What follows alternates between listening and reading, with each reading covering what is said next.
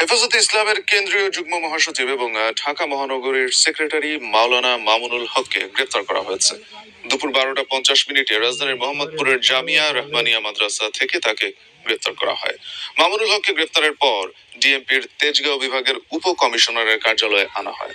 সেখানে তেজগাঁও বিভাগের উপ পুলিশ কমিশনার হারুনুর রশিদ জানান, 2020 সালের ভাঙচুরের মামলায় তাকে গ্রেপ্তার করা হয়েছে, তবে তার বিরুদ্ধে আরো অনেকগুলো মামলা রয়েছে বলেও জানান তিনি।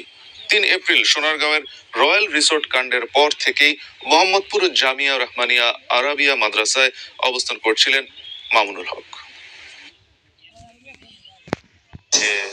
বেশ কিছুদিন যাবতেই সারা বাংলাদেশে যে হেফাজতের তাণ্ডব, আমাদের বিভিন্ন জায়গায় থানা বিভিন্ন প্রেক্ষিত তাকে আমরা এই তদন্ত করছিলাম।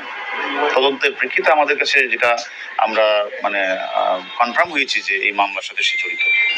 আমরা মোহাম্মদপুর থানা মামলায় তাকে আমরা আজকে জামিয়া রহমানিয়া মাদ্রাসা থেকে পৌনে একটার দিকে আমরা তাকে গ্রেপ্তার করেছি। গ্রেপ্তার করে ওইখান থেকে আমরা আমাদের অফিসে নিয়ে আসছি এবং ওই ঘটনা সে জানেন এবং সত্যতা স্বীকারও করেছেন। এছাড়া আপনারা জানেন যে পল্টন থানা সহ দেশের বিভিন্ন জায়গায় নাশকতার মামলা, ভাঙচুরের মামলা সহ অনেকগুলি মামলা রয়েছে। সেই মামলা আমরা শুনেছি তাকে শুনে দেখাতে পারে। এসব কিছু মিলে আমরা